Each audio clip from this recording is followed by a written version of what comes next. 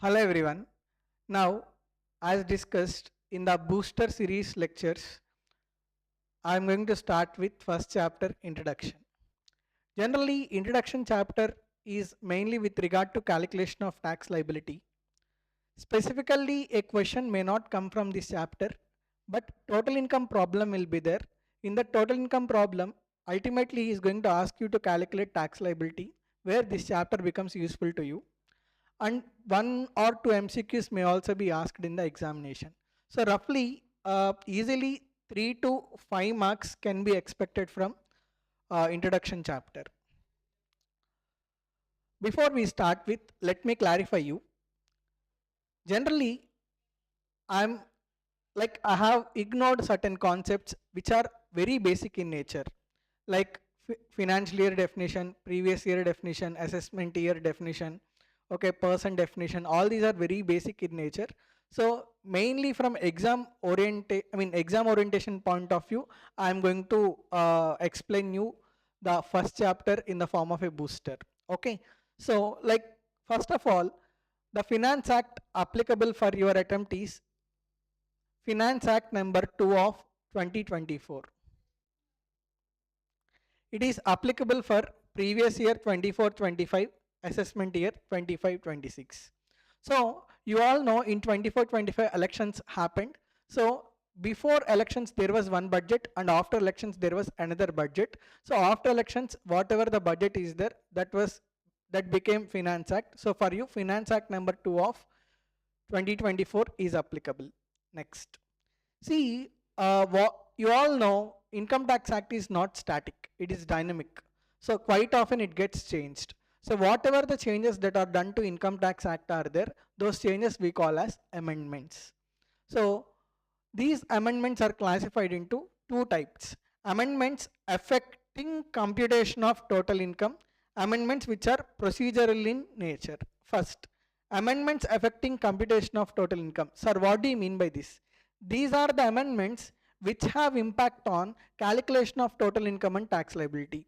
For example, CPTT increased depreciation rate on plant and machinery from 15% to 20%. Whenever depreciation rate is increased, automatically depreciation amount increases. Whenever depreciation amount increases, automatically expenditure increases and profit decreases. Whenever profit decreases, total income also decreases, tax liability also decreases. So that means what? Because of change in depreciation rate, ultimately it is having impact on calculation of total income and tax liability. These type of changes, these type of amendments we call as amendments affecting computation of total income. Next, amendments which are procedural in nature. What do you mean by procedural in nature? Let's say to file income tax returns, there are various forms. Salaried individuals will choose ITR 1, business people will choose ITR 3, ITR 4, companies choose ITR 5.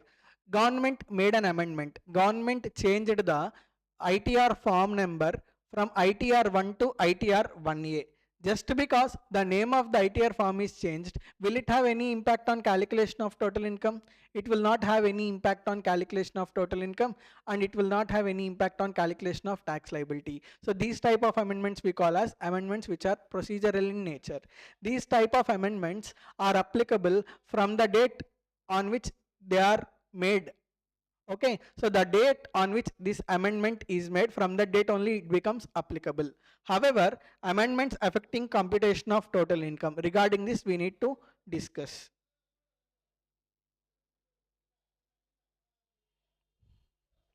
Let's say previous year 24-25, corresponding is assessment year 25-26. Let's say range of previous year is like this: 1st April 24 to 31st March 25, 1st April 25 to 31st March 26. What is being said here? Amendments as on 1st April of the assessment year. As on means what? As on the beginning of 1st April of assessment year. What do you mean by this? On 1st April. whatever the amendments are there, all these amendments will apply for calculation of total income and tax liability of previous year 24-25. That means on beginning of 1st April of assessment year, okay, so as on that date, whatever the amendments that has already come, all those amendments will apply in calculation of total income and tax liability of previous year. So during this year, okay, during 24-25, whatever the amendments are there, all those amendments will apply in calculation of total income and tax liability of previous year 24-25. Listen very carefully. On beginning of 1st April of assessment year, that means what? Already all the amendments which has come during previous year, they all will apply from 1st April onwards. From 1st April onwards, if any amendments comes, that means during this period, if any amendments comes, those amendments will not apply in calculation of total income and tax liability of previous year. In simple terms, during the previous year, whatever the amendments are there, all those amendments will apply in calculation of total income of previous year. From 1st April of assessment year, if any amendment comes, that amendment will not apply in calculation of total income and tax liability of previous year. Okay, hope you understood. Now let us discuss tax rates applicable for assessment year 25-26. That means for previous year 24-25. There are 5 category of persons: individual, HUF, AOP, BOI, AJP except cooperative society. For these 5 category of persons, there are 2 types of tax rates that are applicable. One is a default tax regime, another one is optional tax regime. First, I am explaining about default tax regime. Please listen very carefully. Individual, irrespective of age limit, whether he is 40, 50, 70, 90, 20, irrespective of residential status, whether he is resident or non-resident. Okay, so for individual HUF, AOP, BOI, AJP, irrespective of their residential status, irrespective of their age limit, only one basic exemption limit is there under default tax rates, that is 3 lakh rupees. Okay, so for individual HUF, AOP, BOI, AJP, for these 5 category of persons under default tax rates, there is tax regime, there is only one basic exemption limit, 3 lakhs. Up to rupees 3 lakhs, there is no tax at all. So up to 3 lakhs, tax amount is nil. Greater than 3 lakhs, up to 7 lakhs, tax rate applicable is 5%. Greater than 7 lakh, up to 10 lakh, tax rate applicable is 10%. Greater than 10 lakh up to 12 lakh, tax rate applicable is 15%. Greater than 12 lakh up to 15 lakh, tax rate applicable is 20%. Above 15 lakh, tax rate applicable is 30%. So very important, default tax rates, basic exemption limit is 3 lakhs irrespective of residential status, irrespective of the age limit.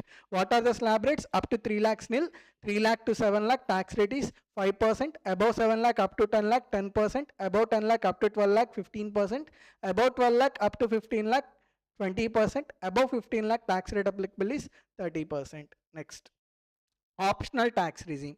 Under optional tax regime, there are 3 basic exemption limits. How many basic exemption limits? 3 basic exemption limits are there. Resident individuals, okay, they are men or women below 60 years of age. Non-resident individual irrespective of age limit. See, under optional tax regime, there are 3 basic exemption limits. How many? 3 basic exemption limits. These 3 basic exemption limits are there only for resident individuals. For remaining category of persons, only one basic exemption limit is there, that is 2,50,000. Okay, only for resident individuals, higher basic exemption limits are there. You can see 2,50,000, 3 lakhs, 5 lakhs. Okay, for other category of persons, there is only one basic exemption limit, that is 2,50,000. So resident individual below 60 years of age, non-resident individual irrespective of the age limit. Careful, many students will make mistake here. Okay, whenever you see non-resident individual, don't look at the age. Okay, straight away take basic exemption limit as 2,50,000. Okay, so yeah, resident individual below 60 years of age, non-resident individual irrespective of his age limit. Okay, HUF, AOP, BOI, AJP except cooperative society. For these persons under optional tax rates, basic exemption limit available is 2,50,000. resident individual whose age is greater than or equal to 60 years, very much important. Even if his age is equal to 60 years, sufficient, he is eligible for higher basic exemption limit of 3 lakhs. Okay, so resident individual whose age is exactly equal to 60 years or greater than 60 years, okay, but less than 80 years. For that individual, basic exemption limit available is 3 lakhs. Next, resident individual whose age is either equal to 80 years or greater than 80 years. For that resident individual, basic exemption limit available under optional tax regime is 5 lakhs. Okay, so these are the basic exemption limits. Now, let us see the tax rates. Resident individual whose age is less than 60 years, all non-resident individuals, irrespective of their age limit, HUF, AOP, BOI and AJP except cooperative society. For these category of persons, up to 2.5 lakhs tax amount is nil. Greater than 2.5 lakh up to 5 lakh tax rate is 5%. Greater than 5 lakh up to 10 lakh tax rate is 20%. Greater than 10 lakh tax rate is 30%. Good. Next, resident individual whose age is either equal to 60 years or greater than 60 years but less than 80 years. For them, up to 3 lakh rupees there is no tax. Greater than 3 lakhs up to 5 lakh tax rate is 5%. Greater than 5 lakh up to 10 lakh tax rate is 20%. Greater than 10 lakh tax rate is 30%. These are also called as senior citizens whose age is either equal to 60 years or greater than 60 years. Next, resident individuals whose age is equal to 80 years or greater than 80 years. They are also called as very senior citizens. For them, up to 5 lakh rupees there is no tax. Greater than 5 lakh up to 10 lakh tax rate is 20%. Greater than 10 lakh tax rate applicable is 30%. Now you will get a doubt, sir, there are two tax rates, right? Default tax regime as well as optional tax regime. How to choose and when an individual can choose default tax regime, when an individual can choose optional tax regime.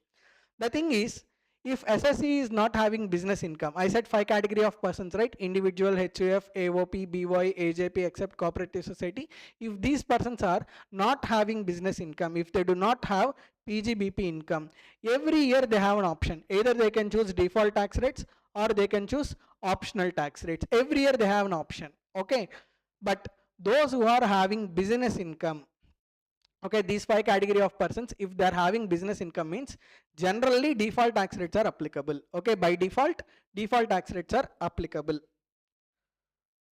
By default tax rates are applicable. If they want to go to optional tax regime, yes, they can go to optional tax regime. Sir, once if they go to optional tax regime, can they come back to default tax regime? Yes, they can come back to default tax regime. After coming back to default tax regime, again can they go to optional tax regime? No, again they cannot go to optional tax regime. That means what? Initially default tax rates are applicable. If Assessee want to go to optional tax rates, he can exercise the option under section 115 BAC6 and he can go to optional tax rates. Again, if he wants to come back to default tax rates in future, can he come back? Yes, he can come back. But once he comes back, again he cannot choose optional tax rates. With another example, I can explain this even in a better way. Let's say previous year 24-25 is there. Assessee paid taxes under default tax rates. Well and good. In 25-26, he wants to choose optional tax rates. Can he choose? Yes, he can choose. In 26-27, like he opted for optional tax rates, right? In 26-27 also optional tax rates are only applicable.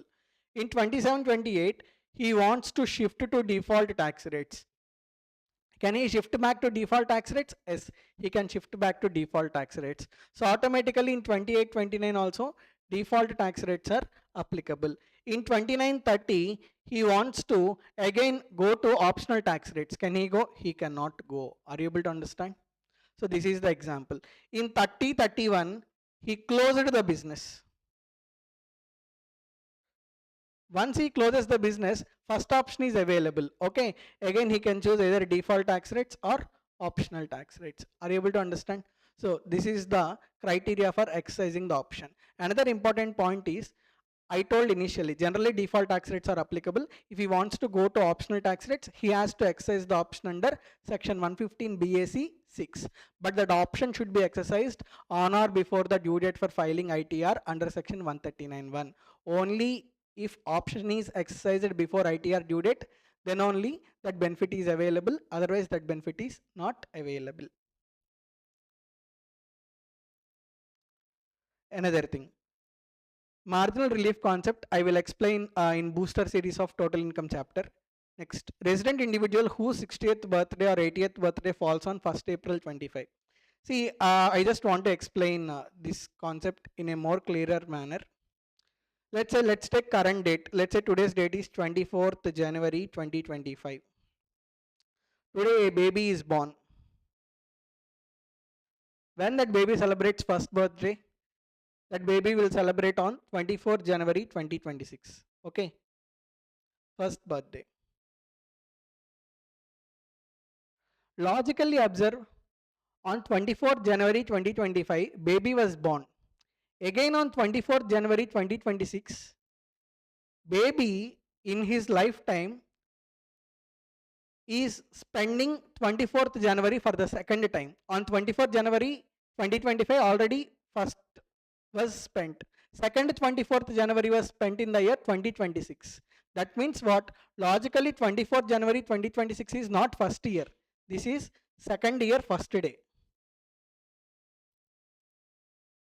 On second year first day, the baby is celebrating first birthday. Now are you able to understand the logic? See, first birthday is being celebrated on second year first day. Apply the same logic just now. Individual is celebrating his 60th birthday on 1st April 2025. 60th birthday. Okay.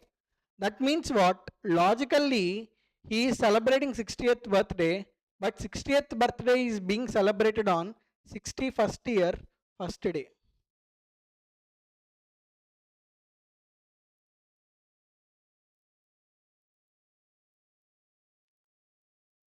#61st year first day.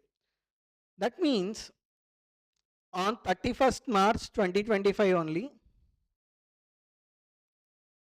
logically he would have completed 60 years of age. So on 31st March 25 only he finished 60 years of age. For 31st March 2025, if he is resident individual, he is eligible for higher basic exemption limit of 3 lakh rupees. So are you able to understand? So those individuals who are celebrating their 60th birthday or 80th birthday on 1st April 25, very important. Logically they would have finished 60 years or 80 years on 31st March 2025 itself only. What I said, equal to 60 years, resident individual equal to 60 years, resident individual equal to 80 years. So as on 31st March 2025 only they are finishing 60 years, or if they are finishing 80 years means they are eligible for higher basic exemption limit of 3 lakhs and 5 lakhs.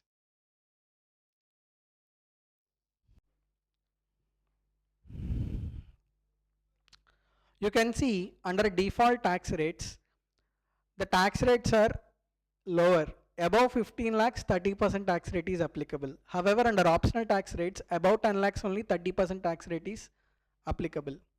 Now, generally a question arises, sir, in that case, everyone will choose default tax rates, right?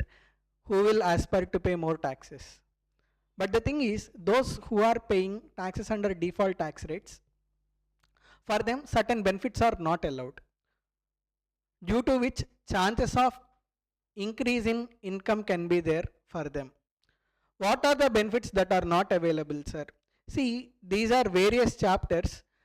I am going to revise all these concepts in booster series of subsequent chapters, but right now please remember these benefits are not available if Assessee is paying taxes under default tax rates. First, there are three deductions under the head salaries: 16 1A standard deduction, 16 entertainment allowance, 16 profession tax. Okay, standard deduction is available both under default tax rates as well as under optional tax rates, but entertainment allowance and profession tax, these two deductions are not available if Assessee is paying taxes under default tax rates. Are you able to understand? Similarly, leave travel concession benefit will be there under the head salaries. That benefit is also not available if Assessee is paying taxes under default tax rates. You all know HRA, right? House rent allowance, HRA exemption under section 1013A. Okay, rent paid minus 10% of salary, okay, 40% or 50% of salary, or actual HRA received, whichever is lower. That HRA exemption is not available to the assessee if he is paying taxes under default tax rates. Then there are various allowances that are being exempted under the head salaries. Those allowances which are exempted under the head salaries are there. Those allowances are the exemption is not allowed for those allowances if assessee is paying taxes under default tax rates. However, these four allowances are there: transport allowance, transfer allowance, conveyance allowance, and transport allowance for handicapped employee. These four allowances, what are they? Transport allowance, transfer allowance, conveyance allowance, allowance for handicapped employee up to 3,200 per month. These four allowances are allowed both under default tax rates as well as under optional tax rates. However, exemption for other allowances is not allowed if assessee is paying taxes under default tax rates. Next, you all know under the head house property, generally 2 lakh rupees interest or 30,000 rupees interest is allowed for self-occupied property under section 24B. Interest on self-occupied property is not available, whatever the 2 lakh or 30,000 is that interest on self-occupied property is not available if assessee is paying taxes under default tax rates. Next, additional depreciation. You all know additional depreciation, right? That additional depreciation benefit is also not available if assessee is paying taxes under default tax rates. Next, section 35 AD, specified businesses. There are 14 specified businesses. 100% of the both revenue and capital expenditure is allowed as deduction. Okay, so that benefit is not available if assessee is paying taxes under default tax rates. Next, deduction for specific research. See, in-house scientific research expenditure is allowed as deduction both under default tax rates as well as under optional tax rates. But donation given for scientific research, whatever the donations that are given are there, those donations are not allowed as deduction under the head PGBP if assessee is paying taxes under default tax rates. Next, generally when you club minor income in the hands of parents, you can claim 1500 exemption under section 1032, but that benefit, the exemption of 1500 rupees benefit is not available if parents chooses to pay tax under default tax rates. Next, generally, loss from house property is eligible for inter-head set off up to rupees 2 lakhs. But that 2 lakh rupees inter-head set off benefit is not available for loss from house property if assessee opts to pay tax under default tax rates. Next, Chapter 6 deductions. You all know Chapter 6 deductions, right? 80C, 80D, 80TTA, 80TTB, 80RRB, 80QQB. Many Chapter 6 deductions are there. Chapter 6 deductions are not at all allowed as deduction if assessee is paying taxes under default tax rates except 3. Deduction under section 80CCD2, 80CCH2, 80JJAA. Okay, so under these 3 sections, that means for these 3 sections, the benefit is available both under default tax rates as well as under optional tax rates. See, assessee paying tax under optional tax rates, all Chapter 6 reductions he can claim. Assessee paying tax under default tax rates, Chapter 6 reductions are not allowed. Only 3 deductions are allowed under section 80CCD2, 80CCH2 and 80JJAA, additional employment 30% deduction. Okay, next. You all know section 10AA, right? That benefit is available for special economic zone units, export oriented units. First 5 years, 100% of the export profits are allowed as deduction. 6th year to 10th year, 50% of export profits are allowed as deduction.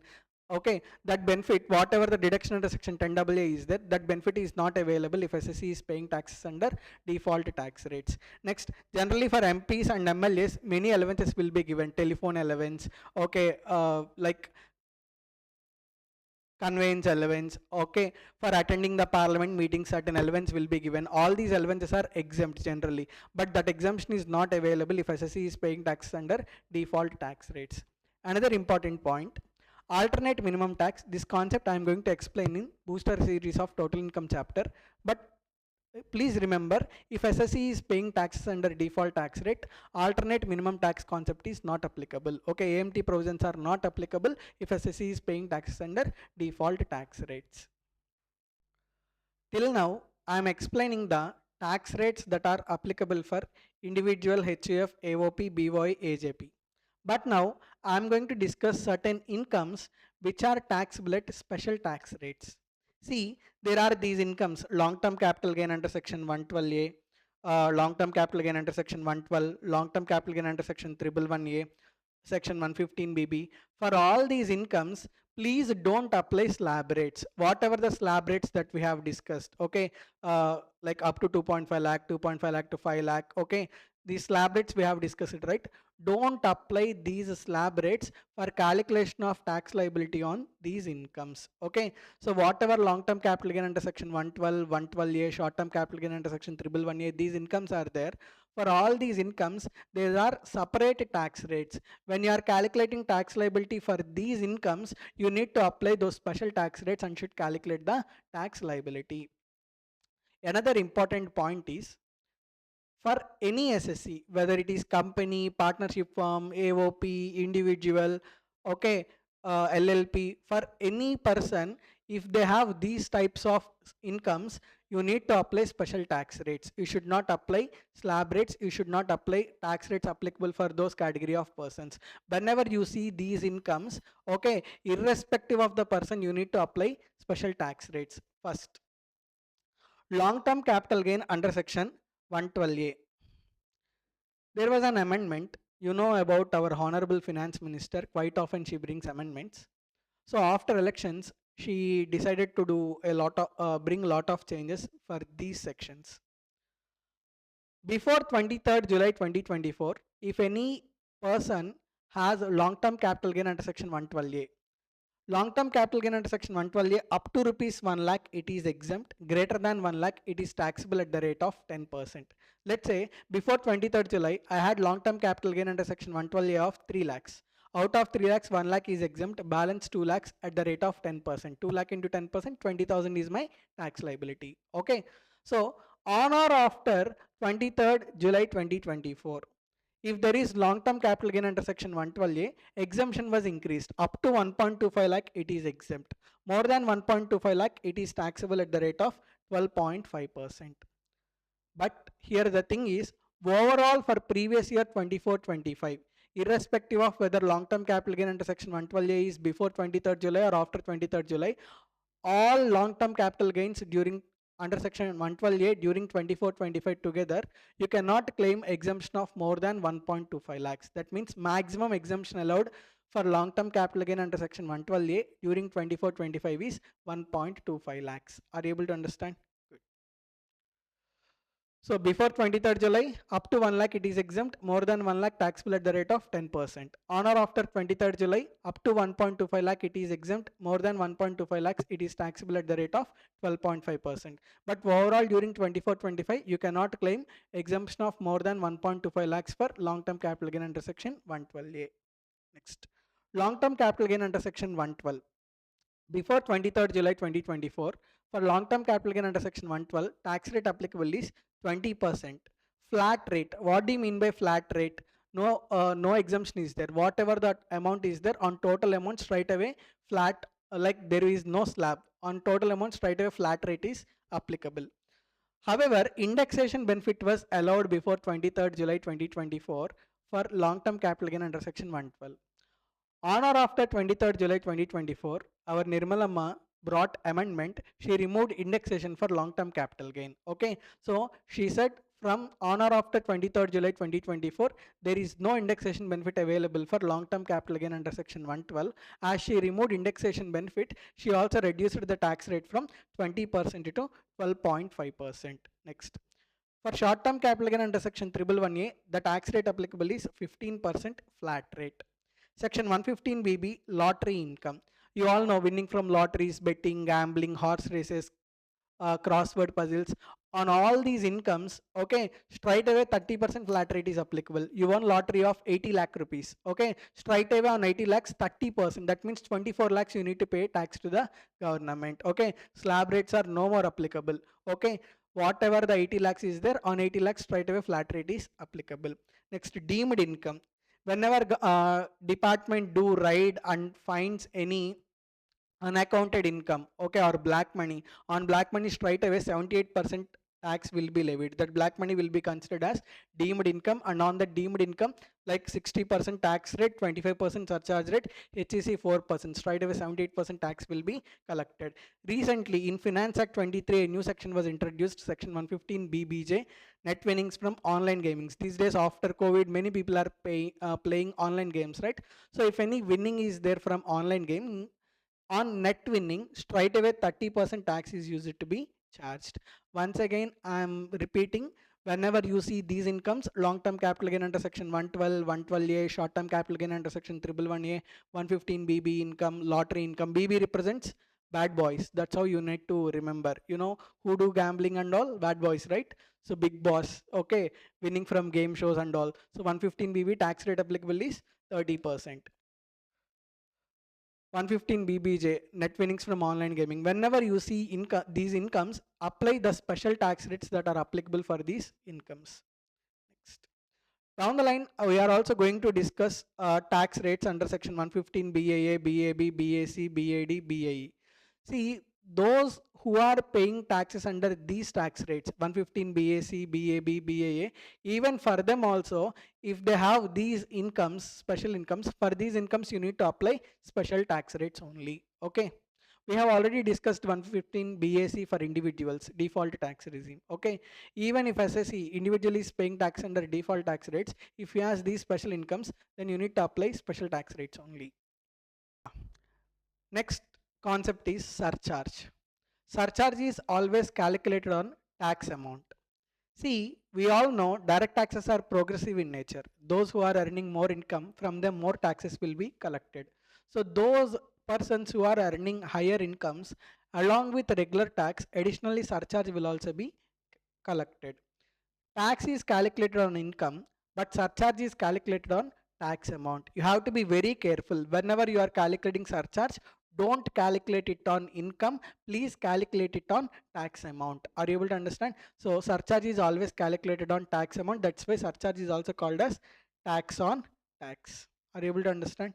Now, for individuals, okay, irrespective of their age, irrespective of their residential status, whether they are resident or non-resident, HUF, AOP, BOI, AJP, except cooperative society. For these category of persons, irrespective of their age, irrespective of their residential status, up to rupees 50 lakhs, there is no surcharge at all. That means, let's say I am earning 50 lakh rupees, I need not pay surcharge. If I earn more than 50 lakh rupees, along with the normal tax, additionally I also have to pay surcharge. Are you able to understand? So individual, HUF, AOP, BOI, AJP, except cooperative society. For these category of persons, up to 50 lakhs, there is no surcharge. If their total income is greater than 50 lakhs and up to 1 crore, surcharge rate applicable is 10%. If their total income is greater than 1 crore and up to 2 crores, surcharge rate applicable is 15%.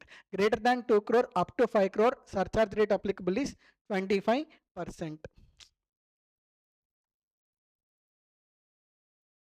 If their total income is more than 5 crores, then under default tax rates, surcharge rate applicable is 25% only. However, under optional tax rates, surcharge rate applicable is 37%.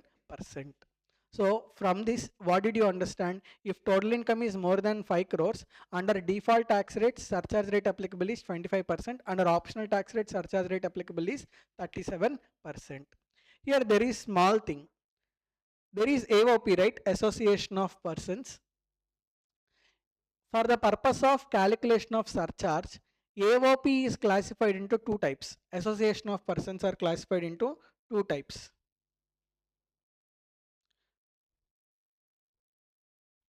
AOP consisting of only companies as members.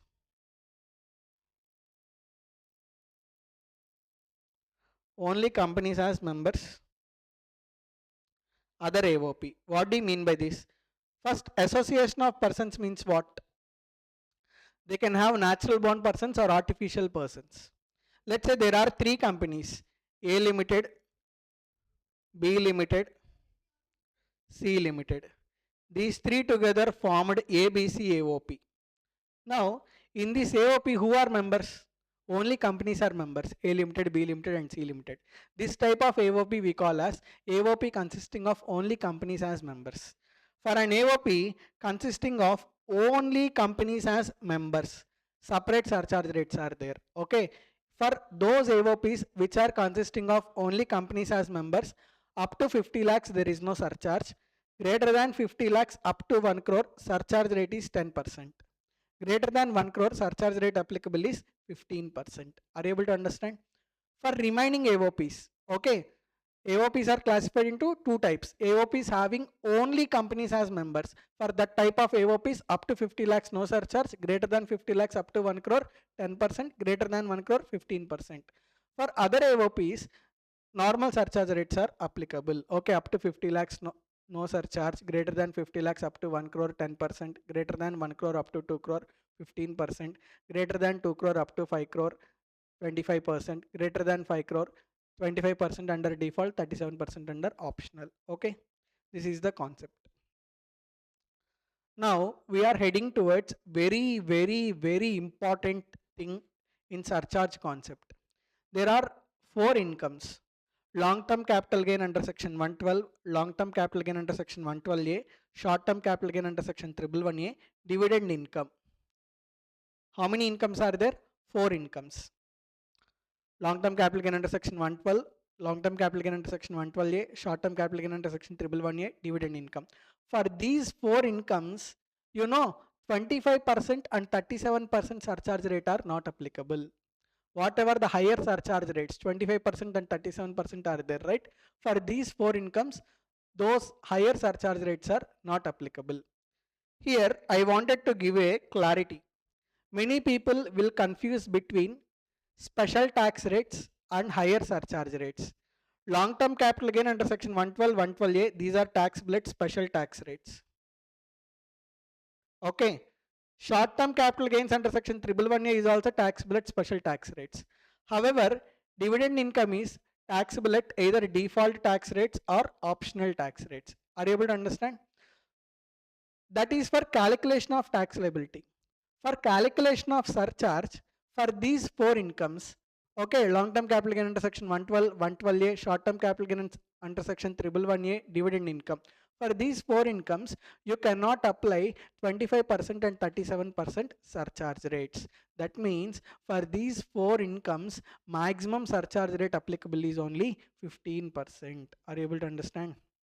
So maximum surcharge rate applicable for these four incomes is 15%. Now a big question comes, sir, when we are solving a problem and there comes a situation we need to calculate surcharge, how can we choose surcharge rate, sir? First of all, what did I say? There are four incomes. For these four incomes, 25% and 37% surcharge rate is not applicable. Generally, when 25% and 37% surcharge rates arises, if total income is more than 2 crores, then 25% surcharge rate is applicable, right? So, how to choose surcharge rate? See, the problem is with those four incomes only. If total income is having those four incomes, then for those four incomes, you cannot apply 25% and 37% surcharge rate, and maximum you can apply is only 15% surcharge rate. So let us take total income, and total income is not having those four incomes. Let's say total income is not having long-term capital gain under section 112, it is not having long-term capital gain under section 112A, short-term capital gain under section 111A, dividend income. If those four incomes are not there, is there any problem in applying 25% and 37% surcharge rate? There is no problem at all. So if total income is not having four incomes, then you can apply regular surcharge rates up to 50 lakhs, no surcharge, greater than 50 lakhs up to 1 crore 10%, greater than 1 crore up to 2 crore 15%, greater than 2 crore up to 5 crore, even 25% also you can apply because total income is not having four incomes. Greater than 5 crores you can apply 37% surcharge rate under optional tax rates, no problem at all. Problem comes only if total income is having those four incomes. That means after calculation of total income, you found out total income is having long-term capital gain under section 112, 112A, short-term capital gain under section 111A, dividend income. So for these incomes, can you apply 25% and 37% surcharge rate? You cannot apply. So now how to take the decisions, sir? So whenever total income is having 4 incomes, then you have to check. Total income had 4 incomes, right? You have to check surcharge rate applicable for total income. If surcharge rate applicable for total income is surcharge rate applicable for total income is 10% or 15%. Then is there any problem? Total income has these 4 incomes and surcharge rate applicable for total income is 10% or 15%. Then is there any problem? No problem at all, because even for these 4 incomes you can apply 10% and 15% surcharge rate. So whenever total income is having these 4 incomes, you will apply respective 10% or 15% surcharge rate.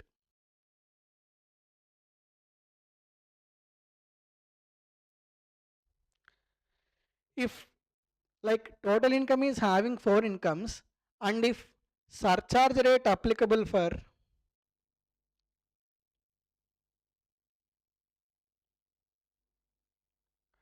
total income is 25% or 37%, then danger. Why danger? For total income 25% surcharge rate is applicable or 37% surcharge rate is applicable. Then for these 4 incomes, can you apply 25% and 37%? You cannot apply. In this situation, for the 4 incomes, whatever the 4 incomes are there, for the 4 incomes, you will apply 15% surcharge rate only. For 4 incomes, 15% surcharge rate is only applicable.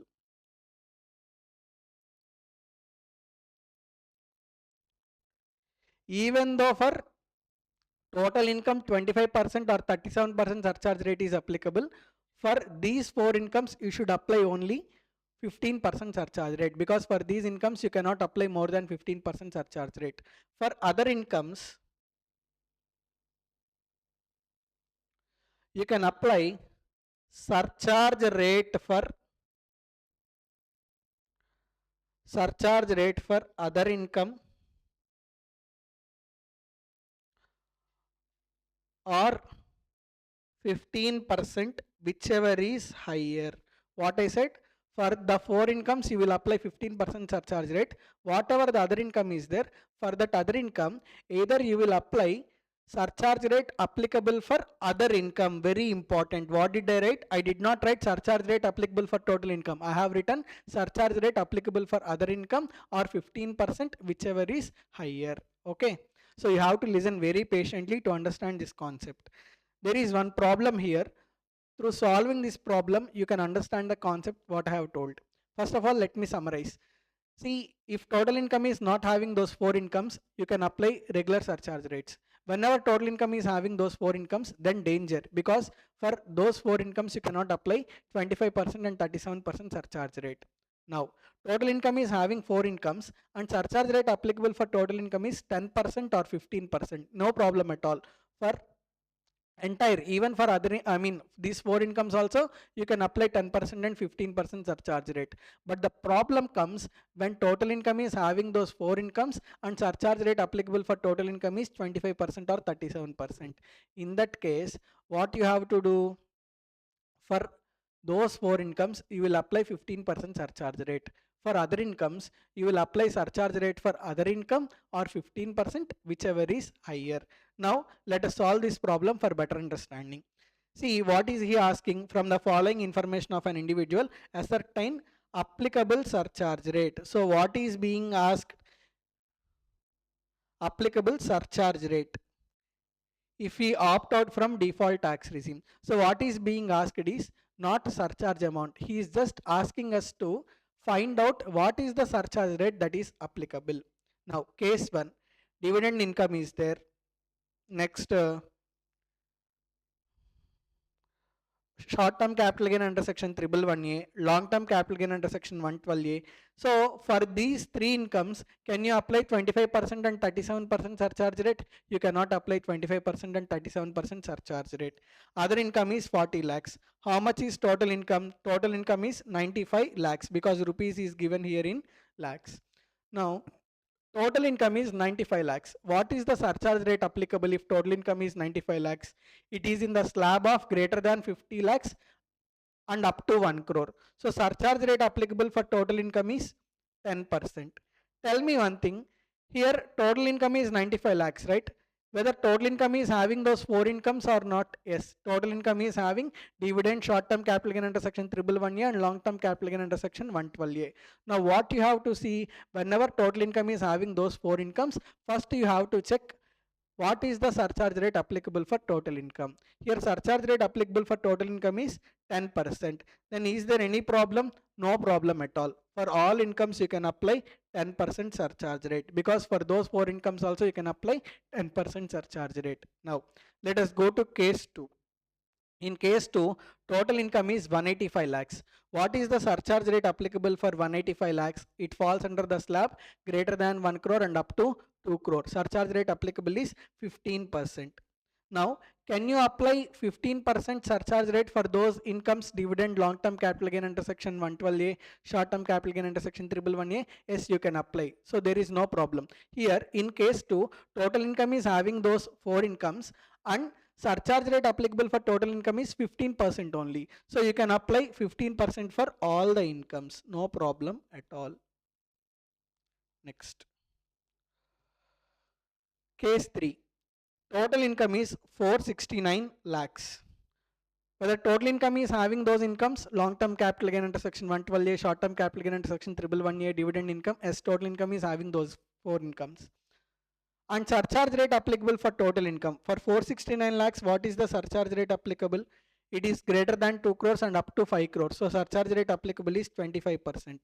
Now my question is, for these three incomes, dividend income, short-term capital gain under section 111A, long-term capital gain under section 112A, for these three incomes, can you apply 25% surcharge rate? You cannot apply 25% surcharge rate. So what you have to do, you have to apply 15% surcharge rate for these three incomes. Sir, then what about 300 lakhs? Yes, I am coming there.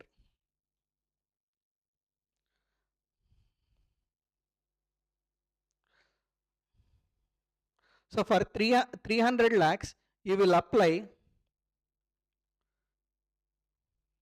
for 300 lakhs, you will apply surcharge rate for other income. How much is surcharge rate for other income? Here other income is 300 lakhs. What is surcharge rate for 300 lakhs? Surcharge rate for 300 lakhs is 25% or 15%. Whichever is higher means 15%. So for this 300 lakhs, you will apply 15% surcharge rate. Are you able to understand? So for those three incomes, you will apply 15% surcharge rate. For 300 lakhs, I am sorry, you will apply 25% surcharge rate. Are you able to understand? Next. Case 4. Dividend 60 lakhs, short-term capital gain under section 111A 50 lakhs, long-term capital gain under section 112A 65 lakhs, other income 600 lakhs, total 775 lakhs. Total income is having those four incomes? Yes, total income is having those four incomes. What is surcharge rate applicable for total income? 37%, because opt out from default tax regime. Now, can you apply 37% for those three incomes, those four incomes? No. So for these three incomes here, you will apply only 15% surcharge rate. Are you able to understand? Sir, what about 600 lakhs? For 600 lakhs, you will apply surcharge rate for other income or 15%, whichever is higher. Here, how much is other income? 600 lakhs is 37%. 37% or 15%, whichever is higher means 37% will apply for 600 lakhs. Are you able to understand? For 600 lakhs, you will apply 37%. For remaining income, 60 lakhs, 50 lakhs and 65 lakhs, you will apply 15% surcharge rate. Next. Case 5. Total income is 281 lakhs and total income is having those four incomes. For 281 lakhs, what is the surcharge rate applicable? Surcharge rate applicable is 25%. Am I correct or not? Yes. Can you apply 25% for dividend income, short-term capital gain under section 111A and long-term capital gain under section 112A? No. So for these three incomes, you will apply only 15% surcharge rate. Sir, then what about 111 lakhs? For 111 lakhs, either you will apply surcharge rate for 111 lakhs or 15%, whichever is higher. Very important. What did I mention here? I mentioned here surcharge rate for other income. You should not take surcharge rate for total income. You should take surcharge rate for other income or 15%, whichever is higher. How much is surcharge rate for other income? For other income here is 111 lakhs. For 111 lakhs, surcharge rate applicable is 15%. 15% or 15%, whichever is higher means for 111 lakhs also you will apply 15% surcharge rate. Are you able to understand? See, total income is 281 lakhs here. Generally for 281 lakhs, 25% surcharge rate is applicable. But here, as those incomes are there in total income, for those four incomes we have applied 15%, and for other income also we have applied 15% surcharge rate. Are you observing very carefully? Good. Next. Case 6. Total income is 301 lakhs. For 301 lakhs, surcharge rate applicable is 25%. But for these three incomes, can you apply 25% surcharge rate? You cannot apply 25% surcharge rate because maximum surcharge rate available is only 15%. There is other income 56 lakhs, right? So what is the surcharge rate applicable for other income? So surcharge rate for 56 lakhs. For 56 lakhs, what is the surcharge rate applicable? 10%. 56 lakhs means greater than 50 lakhs, less than 1 crore. 10% or 15%, whichever is higher. That means for this 56 lakhs also you will apply 15% surcharge rate. Are you able to understand? Here you will understand the logic. When you solve case 6, then only you will understand the logic. For 56 lakhs, 10% is applicable, but for you should not apply 10%. 10% or 15%, whichever is higher. Surcharge rate applicable for other income or 15%, whichever is higher. See, I hope this is conceptually clear. Yes, now let us discuss the concept of rebate under section 87A. My dear friends, the rebate benefit is available only for resident individuals. What do you mean by this? Non-resident individuals and other category of persons, they cannot claim benefit of rebate under section 87A. So before claiming rebate, please ensure the assessee given in the question is individual and he is resident in India. If the assessee is non-resident individual, if the assessee is other category of persons, HAF, AOP, company, partnership firm, LLP, they cannot claim the benefit of rebate under section 87A. That means rebate benefit is available only for resident individual. And under optional tax regime, rebate benefit is available only if total income is less than or equal to 5 lakhs. If total income is greater than 5 lakhs, rebate benefit is not available. So simple. Assessee should be individual, he should be resident in India, his total income should be less than or equal to 5 lakhs. Then only he can claim the benefit of rebate under section 87A under optional tax regime. I will explain one example. Actually, I have recorded the video rebate under section 87A, but unfortunately my voice was lost. So whatever the content that I have already written, that is already there. So you can see this example. Total income of the person is 4,80,000 rupees. Total income of the person is 4,80,000 rupees. He is a resident individual and less than 60 years. He is paying taxes under optional tax rates. You know, under optional tax rates, basic exemption limit available is 2,50,000. So up to 2.5 lakh tax amount is nil. More than 2.5 lakh up to 5 lakh tax rate is 5%. So 4,80,000 minus 2,50,000 into 5%, it is 11,500. Now let us check whether he is eligible for rebate or not. He is individual, condition 1 satisfied. He is resident in India, condition 2 satisfied. His total income is less than 5 lakhs, condition 3 also satisfied. As all the three conditions satisfied, he is eligible for rebate. What is the amount of rebate allowed under optional tax regime? Tax amount or 12,500, whichever is lower. So tax amount here is 11,500 or 12,500, whichever is lower means 11,500. So for resident individuals, this is the benefit that is available. Let's say up to 2,50,000 basic exemption limit is available. For resident individuals, up to 5 lakh rupees, you can say tax liability is zero. Why? Because up to 2.5 lakh basic exemption limit is there. From 2.5 lakh to 5 lakh, whatever the tax amount 12,500 is there, that is allowed as a rebate under section 87A. So effectively you can tell for resident individuals up to 5 lakh rupees, there is no tax under optional tax regime. Okay, hope you understood. Next. Under default tax regime, now let us see rebate. Under default tax regime, if total income is less than or equal to 7 lakhs, then rebate under section 87A is 100% of tax amount or 20,000, whichever is lower. See, Assessee should be individual, he should be resident in India, and his total income should be less than or equal to 7 lakhs. Then only this formula, this amount of rebate is available. If these three conditions are satisfied, individual, resident, total income less than or equal to 7 lakhs, then rebate will be 100% of tax or 20,000, whichever is lower.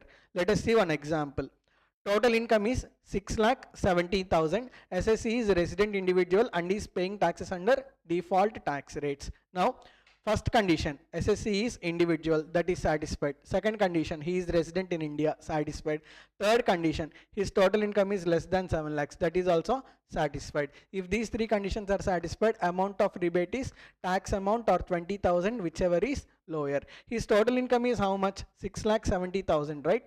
So under default tax regime, basic exemption limit is 3 lakhs. Up to rupees 3 lakhs, there is no tax. Greater than 3 lakh up to 7 lakh, tax rate is 5%. That means it will be around 18,500. 6.7 lakhs minus 3 lakhs into 5%. It is 18,500. From that 18,500, he has claimed rebate. Rebate is 18,500 tax amount or 20,000, whichever is lower. So 18,500 or 20,000, whichever is lower, means 18,500 is allowed as rebate, and his ultimate tax liability is nil. Now, even if total income is greater than 7 lakhs, then also rebate benefit is available. My dear friends, please listen. Under optional tax regime, only if total income is less than or equal to 5 lakhs, then only rebate is available. However, under default tax regime, even though total income is greater than 7 lakhs, still rebate is allowed, but that rebate is allowed in a different form. It will be allowed in 3 steps. Okay. You cannot understand straight away. Through an example only you can understand. That's why I have taken one example for you. See, here total income is 7,10,000. That means greater than 7 lakhs, right? So total income is greater than 7 lakhs. Assessee is resident individual paying taxes under default tax rates. First of all, Assessee is individual. Condition 1 satisfied. He is resident in India. His total income is greater than 7 lakhs. Under default tax regime, even the total income is greater than 7 lakhs, still rebate benefit is allowed. Correct? So how that rebate will be allowed? That rebate will be allowed in 3 steps. First, let us calculate tax. Up to 3 lakhs, there is no tax. Greater than 3 lakh up to 7 lakh, tax rate is 5%.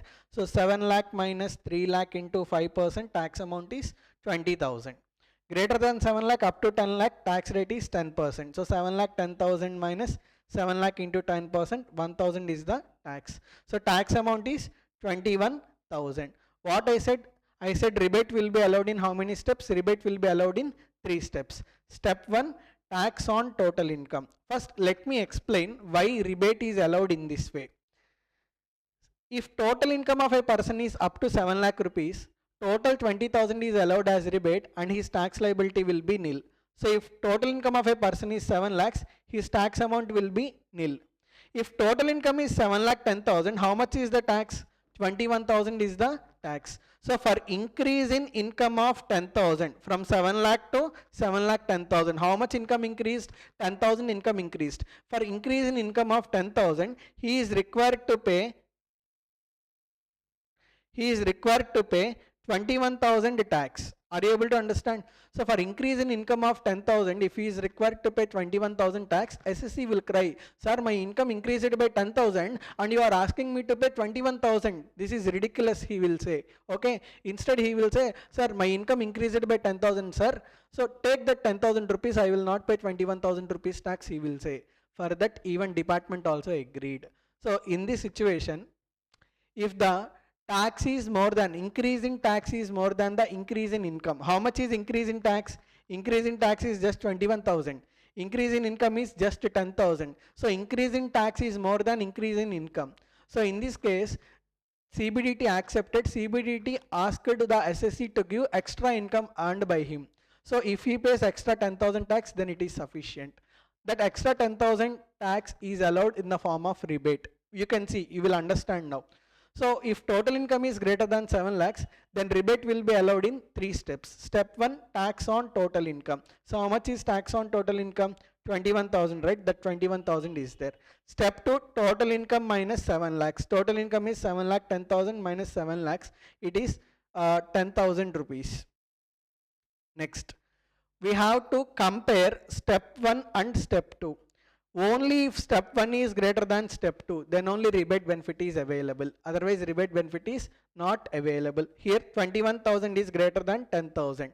So, rebate is equal to step 1 minus step 2, 21,000 minus, 21,000 minus 11,000, it is 10,000.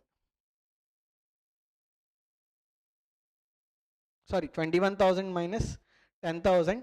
Rebate is 11,000 rupees and ultimate tax liability is 10,000 rupees. Are you able to understand? You can see here, total income is 7 lakh 10,000. Up to 7 lakhs no tax is there. So if his total income is 7 lakh 10,000, whatever the extra income earned over and above 7 lakhs, that extra 10,000 was paid to the government, and he is not required to pay 21,000 tax. If he pays extra income on, then it is sufficient, 10,000 rupees.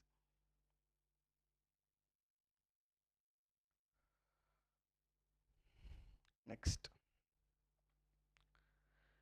rebate under section 87A should be calculated before adding health and education cess. So please remember, you should always calculate rebate before adding health and education cess.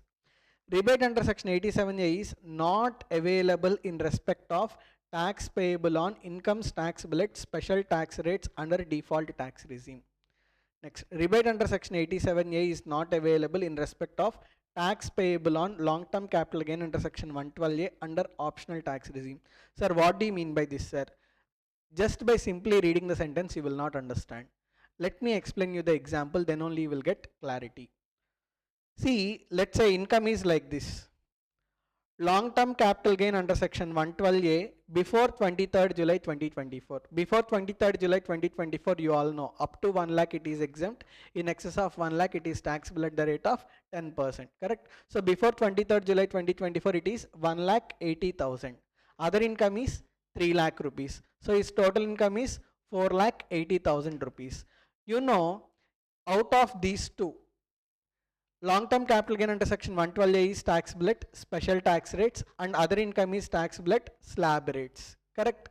So Assessee is a resident individual and he is paying taxes under optional tax rates. He is less than 60 years. Why this information is required? Then only you can take the decision what is the basic exemption limit.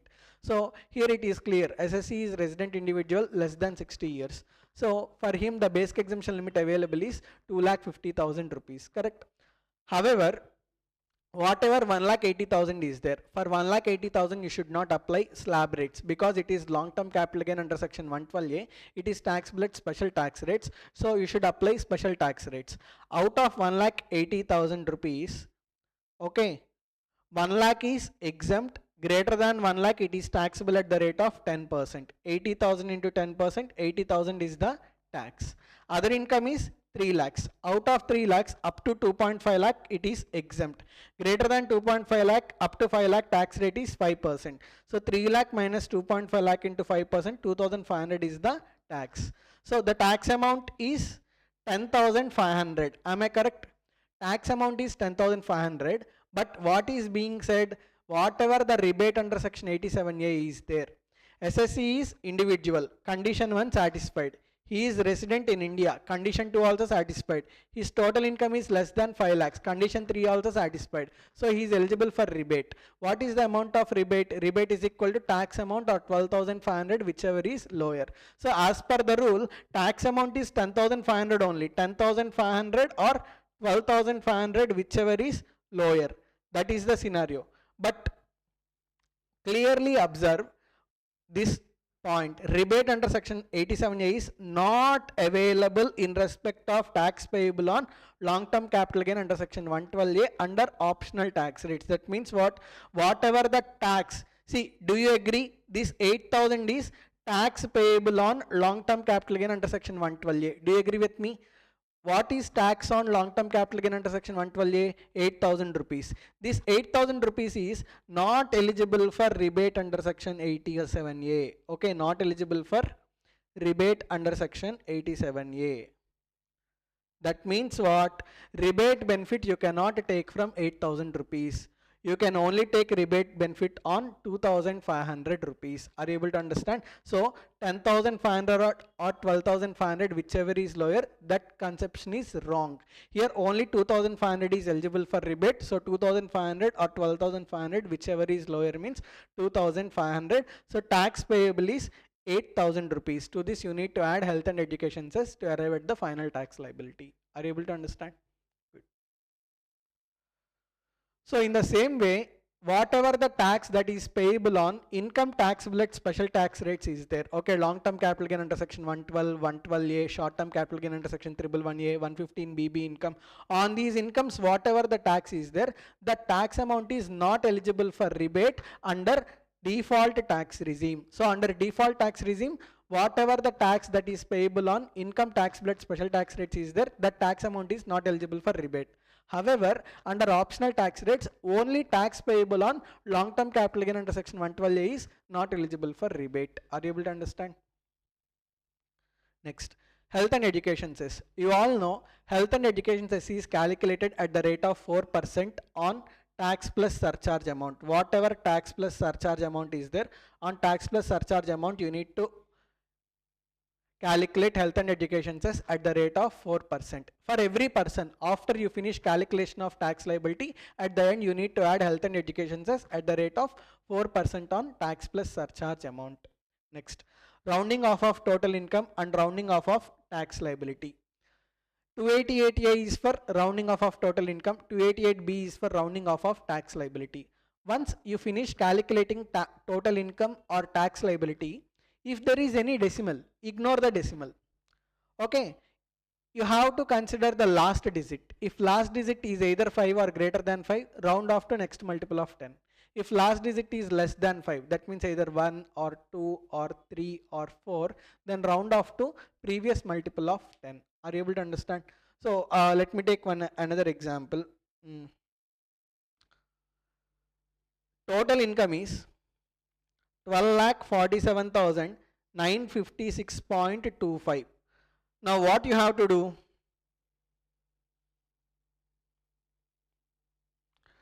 You have to ignore the decimal. Whatever the decimal is there, ignore the decimal. You have to take the last digit. Here last digit is 6. So greater than 5. So you have to round off to next multiple of 10. That means you will round off to 12,47,960 rupees. Are you able to understand? If last digit is less than 5, okay, then you will round off to previous multiple of 10. Let's say here it is not 956, 1247, 952.78. What you will do, like you will ignore the decimal. Whatever the decimal is there, you will ignore. Last digit is less than 5, so you will round off to 1247, 950 rupees. So if last digit is greater than or equal to 5, you will round off to next multiple of 10. If last digit is less than 5, either 1 or 2 or 3 or 4, you will round off to previous multiple of 10. Is it clear? Good. Marginal relief concept I will explain in a booster series of total income chapter. My dear friends, till now we have seen tax rates applicable for individual HUF, AOP, BOI, AJP, and surcharge, rebate, all those things that are applicable for these 5 category of persons we have seen till now. Now let us go ahead. Now let us discuss tax rates applicable for partnership firm and LLP or local authority. Very simple. Whenever you see partnership firm, LLP, local authority, please remember there is only single tax rate that is applicable to them, that is 30%. There is no basic exemption limit available for other category of persons, partnership firm, LLP, local authority, company. Okay, for these category of cooperative society, for these category of persons, no basic exemption limit is available. Whatever the income that is earned by them, on that income you have to straight away apply the flat rate. Let's say partnership firm earned 10 rupees. On 10 rupees straight away 30%, 3 rupees tax is required to be collected.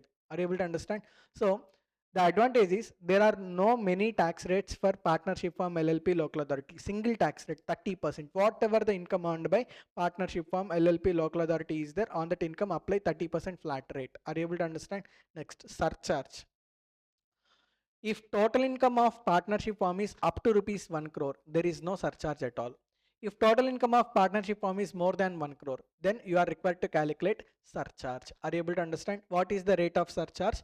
Rate of surcharge is 12%. You know, right? Surcharge is calculated on tax amount. Simply let us see one quick example. Total income of partnership firm is 80 lakhs. So how much is the tax? Tax will be 30%. 80 lakhs into 30%, it will be 24 lakhs.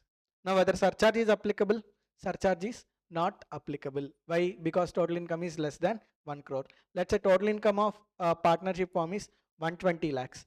What is tax? Tax will be 120 lakhs into 30%. It will be 12 threes or 36 lakhs. Whether surcharge is applicable? Yes, it is applicable because total income is more than 1 crore. So to this we will add surcharge at the rate of 12%. Surcharge is calculated on income or tax? Surcharge is calculated on tax amount. 36 lakhs into 12%. How much it will be?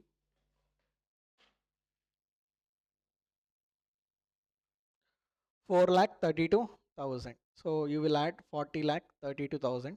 To this you will add HEC to arrive at the final tax liability. I told for any category of persons, once you calculate tax plus surcharge, you need to calculate health and education cess. Here tax plus surcharge is 40,32,000. To this you need to add HEC at the rate of 4% to arrive at the final tax liability. Okay, are you able to understand? Next, now let us discuss tax rates applicable for company and cooperative society. First, let us discuss for domestic company. Domestic company and foreign company.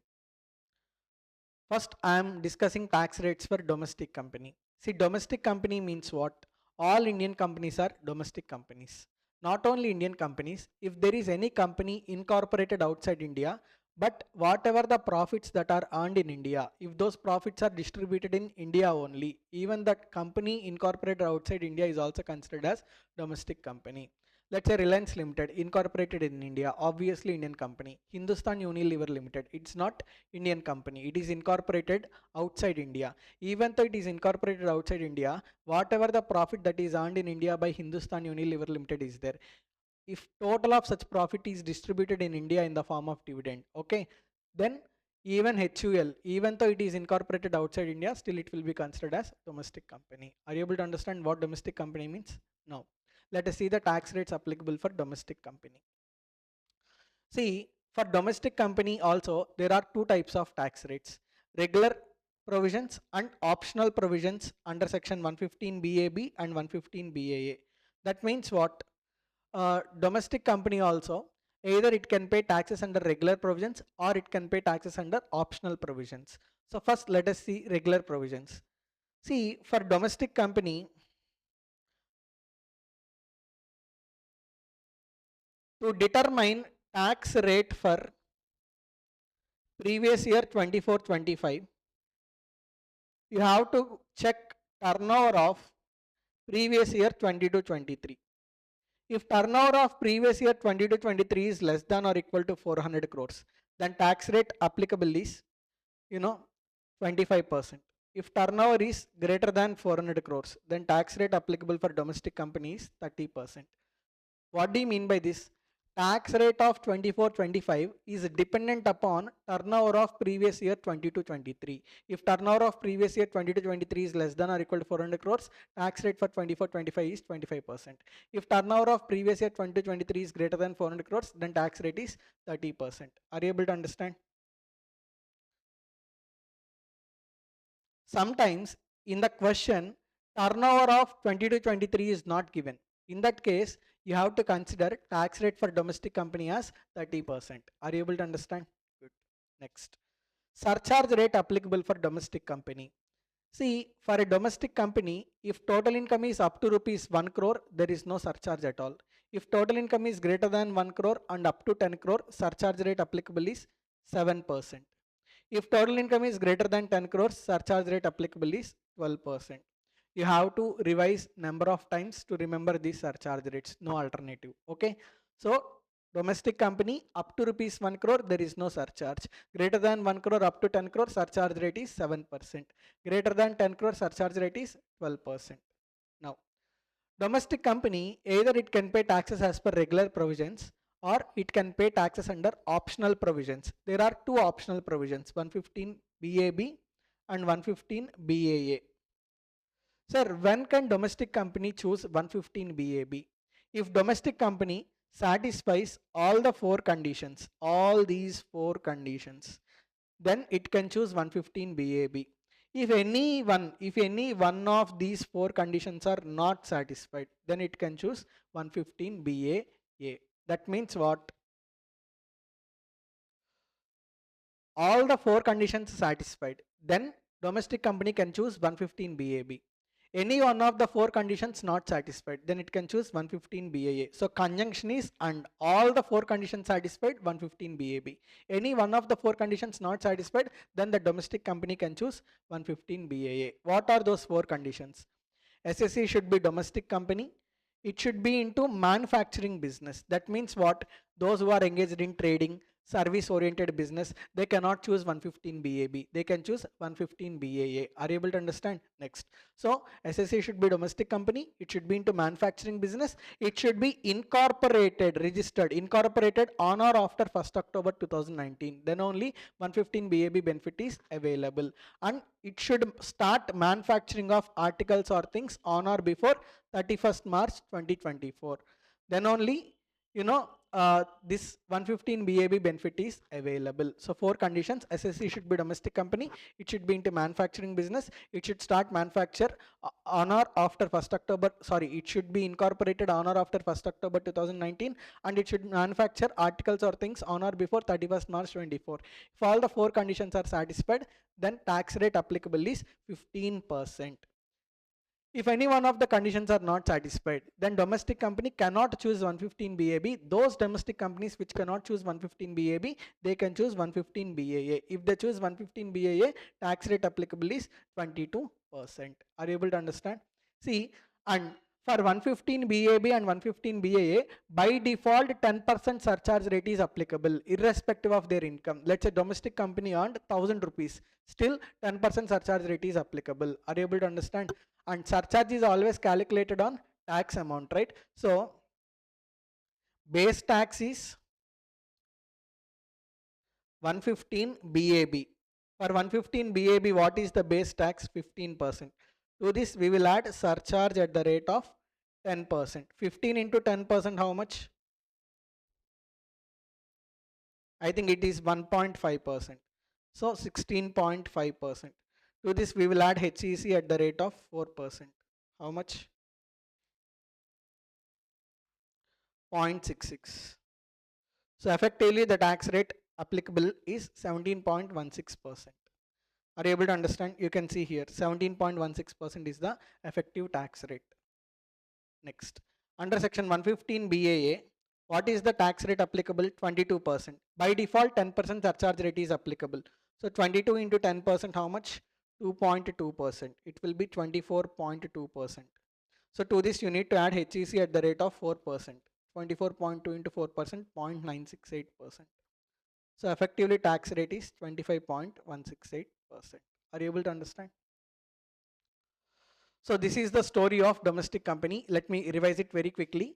Domestic company, two options: regular provisions, optional provisions. If it wants to pay tax under regular provisions, you have to check turnover of 20 to 23. If turnover of 20 to 23 is less than or equal to 400 crores, tax rate is 25%. Turnover of 20 to 23 greater than 400 crores, tax rate is 30%. If nothing is mentioned, you have to take, turnover is not mentioned, you have to take tax rate of 30%. And there are two optional provisions for domestic company. If four conditions are satisfied, domestic company can choose 115 BAB. Otherwise, it can choose 115 BAA. Domestic company, it should be into manufacturing business, incorporated on or after 1st October 2019. It should start manufacturing articles before 31st March 24. All 4 conditions satisfied, then it can choose 115 BAB. Effective tax rate is 17.16%. If any one of the 4 conditions not satisfied, then it can choose 115 BAA, then effective tax rate will be 25.168%. Are you able to understand?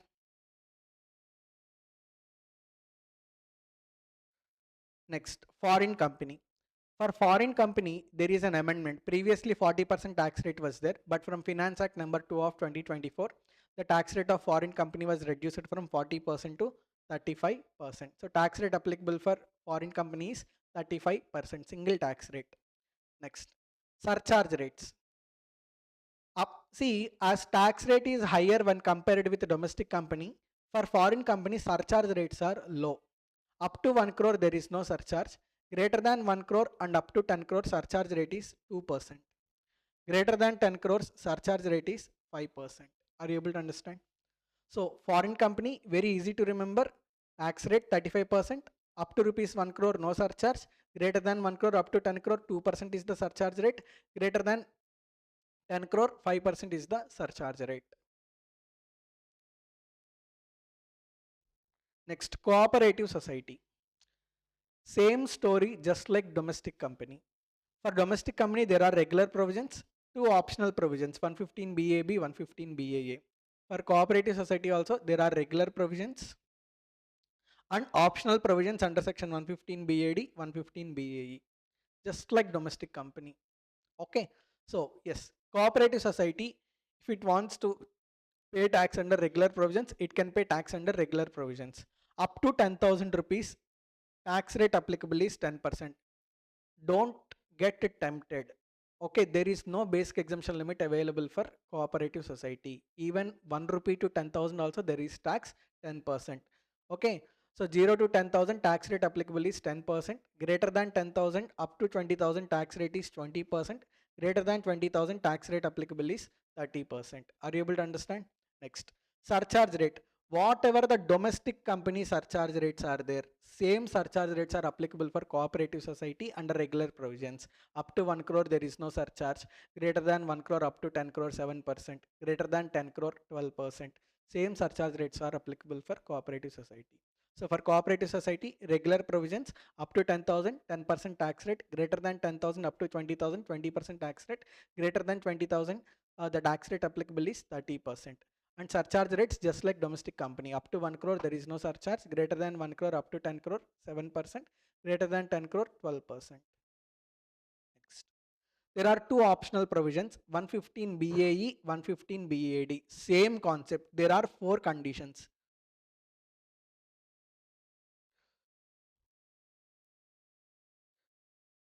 If all these 4 conditions are satisfied, then that cooperative society can choose 115 BAE. If any one of the conditions are not satisfied, then that cooperative society can choose 115 BAD. That's why the conjunction is and. If all these 4 conditions are satisfied, cooperative society can choose 115 BAE. If any one of the conditions are not satisfied, then cooperative society can choose 115 BAD. Are you able to understand? So Assessee should be cooperative society. It should be into manufacturing business. It should be incorporated on or after 1st April 2023, and it should start manufacturing operations on or before 31st March 2024. If all these 4 conditions are satisfied, then cooperative society can choose 115 BAE. If 115 BAE is chosen, tax rate is 15% and by default 10% surcharge rate is applicable. That is why effective tax rate is 17.16%. So with this we can say for 115 BAB as well as for 115 BAE, the tax rate applicable is 17.16%. Next, 4 conditions. Out of these 4 conditions, if any one of the conditions are not satisfied, then that cooperative society, it should be resident in India. Resident cooperative society can choose. Those resident cooperative societies which cannot choose 115 BAE, they can choose 115 BAD. Very simple. Government wants to encourage manufacturing businesses. That's why tax rate is very low for manufacturing businesses, 15%. Those who are into trading and service oriented business, for them 22% tax rate is applicable under optional provisions. Okay, so those who cannot choose 115 BAE, they can choose 115 BAD. If they choose 115 BAD, tax rate applicable is 22% and surcharge rate applicable is 10%. Thereby effective tax rate will be 25.168%.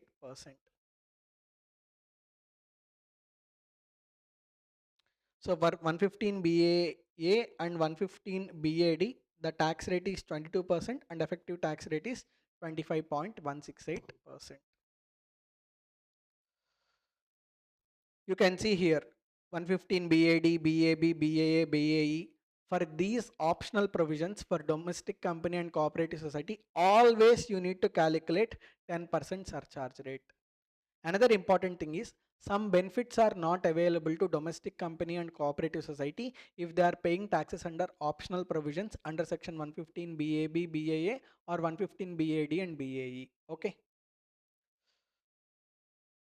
Like 10 AA, 35 AD, 80 IA to 80 RRB, except 80 JJAA. These benefits are not available if domestic company and cooperative society are paying taxes under optional provisions. Next, let us see general concepts, but these concepts can be asked as MCQs in the examination. That's why I'm quickly discussing these concepts as well. I consider these as important. Okay. Now, Assessee means what? Any person as per the provisions of Income Tax Act is required to pay tax to the government. Any person who is liable to pay tax is called as an assessee. Not only the person who is liable to pay tax, if any person receives proceedings from Income Tax Department, let's say you students are there, you are not required to pay any tax to the department, still you have received notice from Income Tax Department with regard to your income or loss or refund claimed, then you will also be considered as SSC. So any person who is liable to pay tax will be considered as an SSC. Along with that, even though person is not liable to pay tax, if he receives any notice with regard to his income from Income Tax Department, even that person is also considered as SSC. So any person against whom Income Tax Department has taken proceedings, okay, then with regard to that person's income or loss claimed or refund claimed, then also that person will be considered as SSC. Next, defaulted SSC. Defaulted SSC means what? Any person who violates the provisions of Income Tax Act will be considered as a defaulted SSC. You know, default means what? Not committing right. Okay, whatever that is said, that is not committed, then we will say it as default. Let's say TDS is required to be deducted, but the person failed to deduct TDS, then that person will be considered as defaulted SSC. Any person who violates provisions of Income Tax Act will be considered as defaulted SSC. Next, representative SSC.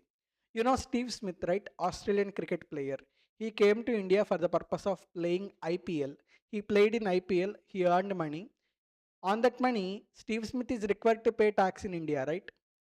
After paying taxes, Steve Smith is also required to file income tax return. Now, on behalf of Steve Smith, one person or one professional in India will file the income tax return of Steve Smith. The person who files income tax return of Steve Smith in India is there. That person will be considered as a representative SSC. So any person who files income tax return on behalf of another person, the person who is filing income tax return will be called as representative SSC. So the person who is filing ITR of Steve Smith, he is representing Steve Smith. Steve Smith is SSC because he is liable to pay tax. Not only Steve Smith, the person who is representing Steve Smith and filing ITR in India is there. Even that person we call as representative SSC. Next. So these are some of the important concepts. Let us see quickly. Explanation. See, in Income Tax Act, after the provision, underneath there will be explanation. Explanation gives clear-cut clarification about the words that are used in the Act. Next. So whatever the see, provisions will be there. Provisions will be there in the form of section, subsection, clause, subclause. In those provisions, if any words are used, and for that words, if CBDT wants to give clarity, okay, then that clarity will be given in the form of explanation. Next, proviso, provision. Not provision, it is proviso. Proviso gives exception to the provision contained in the respective section or subsection. You all know general rule, right? General rule is income of previous year is taxable in the assessment year. But for that general rule, there are 5 exceptions. In 5 cases, income of previous year is taxable in previous year only. So that exception, whatever the exception to the provision is there, exception to the provision is given in the form of proviso. Okay. So proviso always explains about exceptions to the section or subsection, clause or subclause. Circulars. See, circulars are always issued by Central Board of Direct Taxes to give clarifications. And these circulars are binding on income tax officers. They are not binding on the assessees. Income tax officers have to strictly follow the circulars issued by CBDT, but assessee need not follow. However, if it is advantageous, assessee can make use of circular. Notifications. Generally, notifications are issued by central government. CBDTs also have the power to issue notifications. That means both central government and CBDT can issue notifications. Exemptions. What do you mean by exemption? If income is not at all taxable as per provisions of Income Tax Act, then we call it as exemption. Agricultural income, it is not at all taxable. We can say agricultural income is exempt. Deduction means what? First of all, we will include that income in calculation of total income. Later on, deduction is allowed under Chapter 6A deductions. Best example, interest on savings account is there. When we are calculating total income, interest on savings account will be considered under the head income from other sources. Later on, under Chapter 6A deductions, deduction is allowed under Section 80 TTA up to 10,000 rupees. So exempt means what? We do not consider in calculation of total income. Deduction means what? That income first we will consider in calculation of total income. Later on, deduction is allowed under Chapter 6A deductions. My dear friends, for the sake of simplicity, all surcharge rates are given in the form of summary. You can see here. So for individual HUF, AOP, other than AOP consisting of only companies as members, BOI, AJP except cooperative society. For these category of persons up to 50 lakhs, no surcharge. Greater than 50 lakhs up to 1 crore, 10%. Greater than 1 crore up to 2 crore, 15%. Greater than 2 crore up to 5 crore, 25%. Greater than 5 crore, 25% under default tax rates and 37% under optional tax rates. Next, AOP only consisting of companies as members. Up to 50 lakhs no surcharge, 50 lakhs to 1 crore 10%, above 1 crore 15%. For partnership firm, I said up to 1 crore no surcharge. Greater than 1 crore, the surcharge rate applicable is 12%. For domestic company and cooperative society, two of them surcharge rates are same. Up to 1 crore no surcharge, greater than 1 crore up to 10 crore 7%, greater than 10 crore 12%. For foreign company, up to 1 crore there is no surcharge, greater than 1 crore up to 10 crore 2%, greater than 10 crore 5%. I already told you under Section 115 BAB, BAA, 115 BAD, BAE, always you need to calculate 10% surcharge rate. Okay.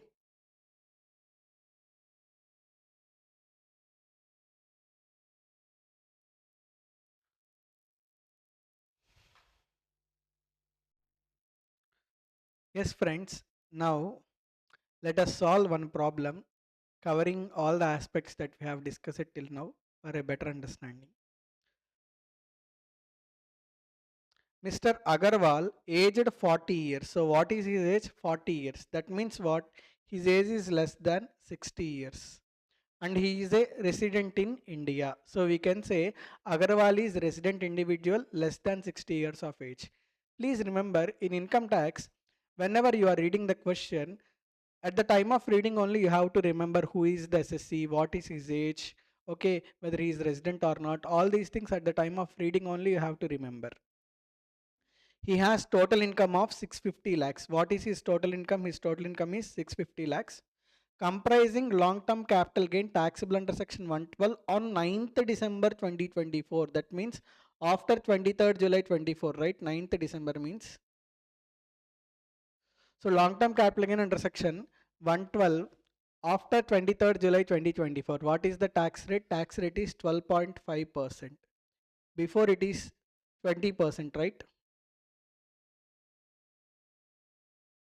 Before 23rd July it is 20%. After 23rd July it is 12.5%. Next, short-term capital gain taxable under section 111A on 7th April 24, 65 lakhs. This is before only. Anyhow, there is no change in tax rate for short-term capital gain under section 111A. There is only one rate, that is 15% for short-term capital gain under section 111A. And other income 530 lakhs. So let us plot this information. He has three incomes, right? What are they? Long-term capital gain under section 112, how much?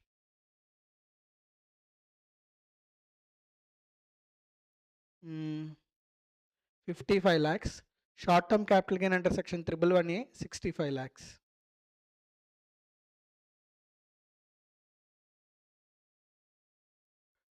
Short-term capital gain under section 111A, 65 lakhs. Other income. How much is other income? 530 lakhs.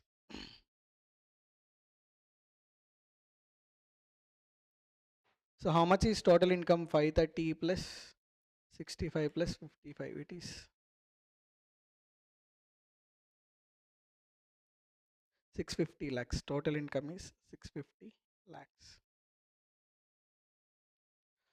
So out of these two incomes are taxable at special tax rates. Correct? In question, he asked us to calculate tax liability under default tax regime as well as under optional tax regime. What I will do in this lecture video, I am going to explain calculation of tax liability under default tax regime. Calculation of tax liability under optional tax regime, you please try it on your own. Answer is also available here. Okay. Now, let us see. So total income is 650 lakhs. And there are three incomes. Out of three incomes, two incomes are taxable at special tax rates, and other income I am calculating tax liability under default tax rates. Optional homework you need to do on your own. So shall we calculate tax liability? So whenever you are calculating tax liability, first you need to write the heading. Computation of, let us take a fresh page.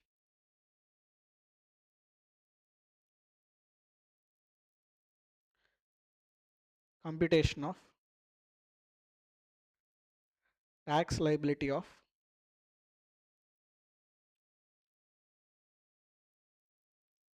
Mr. Agarwal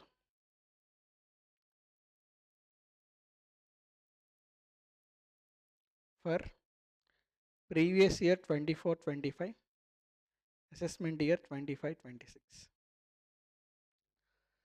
First, let us calculate tax on incomes taxable at special tax rates.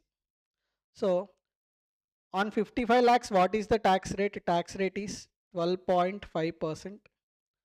On 65 lakh, tax rate is 15%. Am I correct? Short-term capital gain under section 111A. So yes, tax on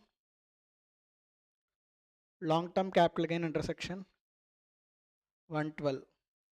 How much? 55 lakhs into 12.5%. How much? 55 lakhs into 12.5%. It is 6,87,500.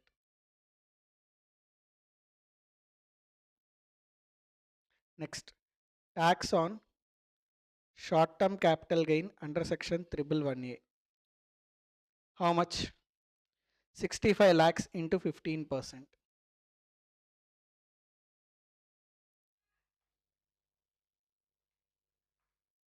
9,75,000. So how much is tax on income taxable at special tax rates? 16,62,500. Next, tax on other income. How much is other income? Other income of 530 lakhs, right? Other income is 530 lakhs. So under default tax regime, irrespective of residential status, irrespective of age, basic exemption limit available is 3 lakhs. So up to 3 lakhs, tax amount is nil. Greater than 3 lakh up to 7 lakh, tax rate is 5%, tax amount is 20,000. Don't ask me how 20,000. 7 lakh minus 3 lakh into 5%. Greater than 7 lakh up to 10 lakh, tax rate is 10%. Tax amount is 30,000. Greater than 10 lakh up to 12 lakh, tax rate is 15%. Tax amount is 30,000. Greater than 12 lakh up to 15 lakh, tax rate is 20%. Tax amount is 60,000. 15 lakh minus 12 lakh into 20%. Greater than 15 lakh, tax rate is 30%. That means 530 lakh minus 15 lakh into 30%. How much it is?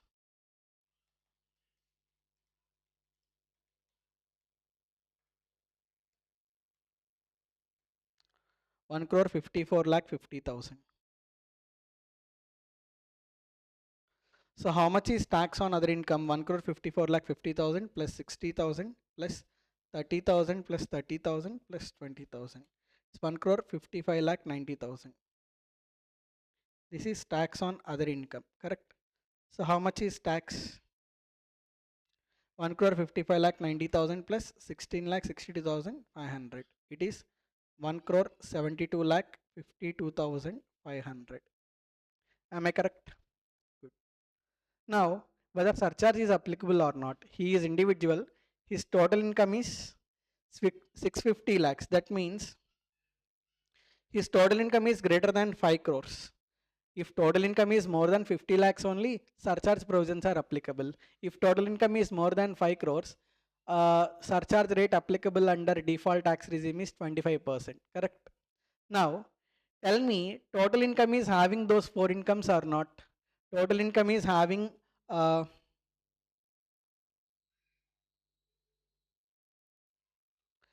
income is having long-term capital gain under section 112, short-term capital gain under section 111A. For these two incomes, 25% and 37% surcharge rates are not applicable, right? Maximum surcharge rate applicable is only 15%. Do you remember that concept? So yes. So total income is having these 4 incomes, and surcharge rate applicable for total income is 25%. Can you apply 25% for 650? I mean, long-term capital gain under section 112 and short-term capital gain under section 111A? No. In this case, total income is having those 4 incomes, and surcharge rate applicable for total income is 25%. Now what you have to do for these incomes, maximum you can apply 15% surcharge rate, correct? For other income, what you have to do? So for other income, what you have to do, you can apply surcharge rate applicable for other income. Here other income is 530 lakhs. For 530 lakhs, surcharge rate applicable is 25% or 15%. Whichever is higher means 25% surcharge rate you will apply. So for 530 lakhs, you have to apply 25% surcharge rate.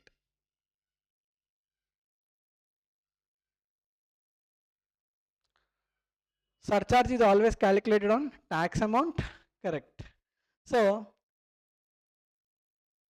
for these two incomes, surcharge rate is 15%. For other income, surcharge rate is 25%. Surcharge rate you should not calculate on income, you should calculate on tax. So how much is tax on long-term capital gain under section 112 and short-term capital gain under section 111A? Tax amount is 16,62,500. So on this you will apply 15%. And how much is tax on other income? Other income is 530 lakhs. Tax on other income is 1 crore 55 lakh 90,000. So on this you will apply 25% surcharge rate. So shall we calculate surcharge? Add surcharge.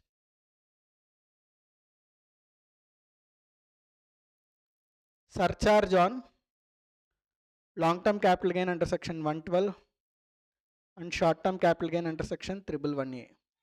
How much it is? What is the tax amount? 16,62,500. 16,62,500 into 15%. How much?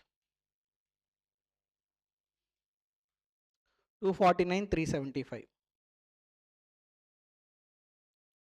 Surcharge on other income.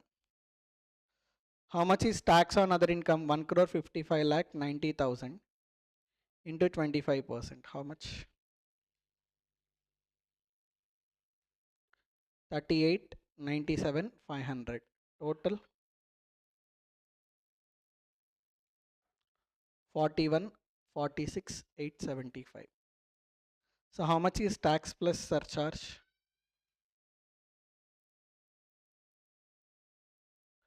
2 crore 13 lakh 99,375. So to this we need to add HEC at the rate of 4%. How much it will be? 2 crore 13 lakh 99,375 into 4%. 8,55,975. So how much is final tax liability?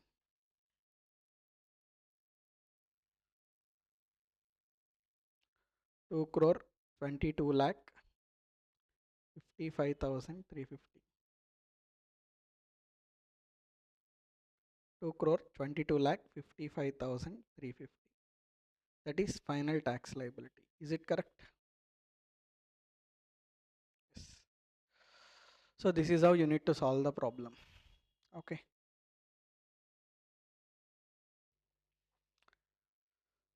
Okay. So listen to this revision lecture 2 to 3 times. For the first time, listen it in 1x. From next time onwards, if you want, you can listen in 1.5x or 2x for quick revision.